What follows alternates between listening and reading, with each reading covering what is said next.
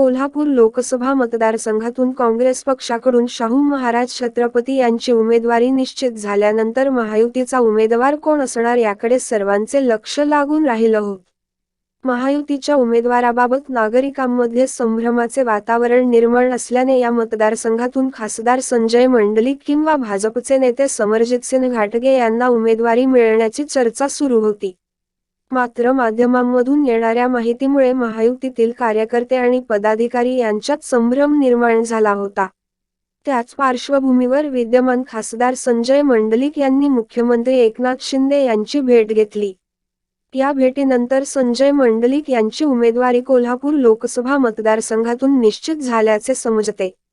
मंगळवारी त्यांच्या नावावर अधिकृत घोषणा होणार आहे.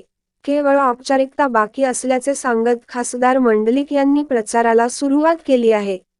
आज प्रमुख कार्यकर्त्यांची बैठक घेऊन त्यांनी कार्यकर्त्यांना प्रचाराला सुरुवात करा असे आदेश दिलेत.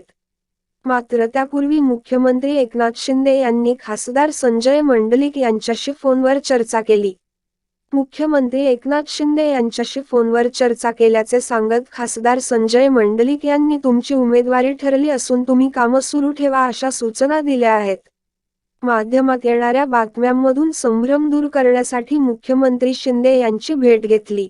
माझ्यासह अनेक खासदारांनी मुख्यमंत्री एकनाथ शिंदे यांची भेट घेतली आहे. त्याचवेळी मुख्यमंत्री शिंदे यांनी आमच्या बाजूने ठाम राहत उमेदवारी मिळवून देण्याचा शब्द दिला आहे. कामाला लागा असे आदेश त्यांनी दिले असल्याचे खासदार मंडलिक यांनी सांगितले. दरम्यान मुख्यमंत्र्यांनी खासदार यांना प्रचार सुरू करण्याच्या सूचना दिल्या आहेत. महायुतीतील प्रमुख नेत्यांची भेट घेऊन परिस्थितीचा आढावा घेण्याच्या सूचनाही दिल्या आहेत. घटक पक्षातील नेत्यांसोबत बोला, भावना समजून घ्या अशा सूचना मुख्यमंत्र्यांनी दिल्याचे सांगितले. महायुतीतील सर्व नेते आम्ही सगळे एकसंघ आहोत. सगळे कामाला लागले आहेत. उद्या उमेदवारीच्या घोषणेनंतर सगळे कामाला लागतील. आज हसन मुश्रीफ, धनंजय महाडिक, समरजितसिंह घाटगे यांची भेट घेणार आहेत.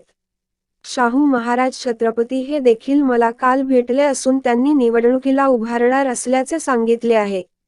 मात्र व्यक्तिगत पातळीवर ही निवडणूक होणार नाही. आघाडी आणि महायुती अशी ही लढत होईल. सध्याच्या परिस्थितीत मी त्यांना उमेदवार म्हणूनच त्यांच्याकडे बघेन अशी प्रतिक्रिया मंडलिक यांनी दिली.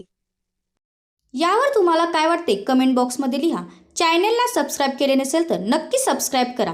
जगात भारी कोल्हापुरी.